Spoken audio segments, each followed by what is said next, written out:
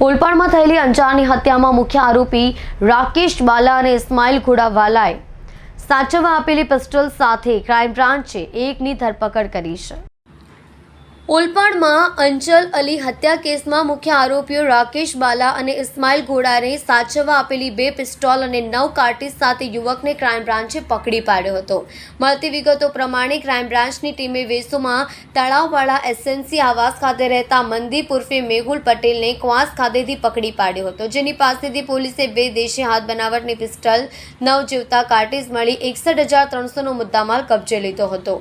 પોલીસના જણાવ્યા પ્રમાણે 5 પહેલા મનદીપને તેના મિત્ર રાકેશ બાલા અને ઇસ્માઇલ ઘોડાએ આ પિસ્તોલ કાર્ટીજ સાચવવા આપ્યા હતા, જે હથિયાર પોતે ક્વાસથી વેસુ પોતાના ઘરે લઈ જવા નીકળ્યો અને ત્યારે પોલીસના હાથે પકડાઈ ગયો હતો। વધુમાં 2 માસ પહેલા ઓલપાડમાં અંજર અલી મલિકના મર્ડરને ઇસ્માઇલ ઘોડાએ ડંડોલીમાં રહેતા રાકેશ બાલાને સોપારી આપી હતી। રાકેશે સાગરીતો સાથે મળીને અંજર અલીને મોતને ઘાટ ઉતારી દીધો હતો, જે બંને આરોપી હાલ રાજપુર જેલમાં છે। બંનેને ક્રાઇમ બ્રાન્ચે આર્મ્સ એક્ટના ગુનામાં વોન્ટેડ જાહેર કર્યા છે।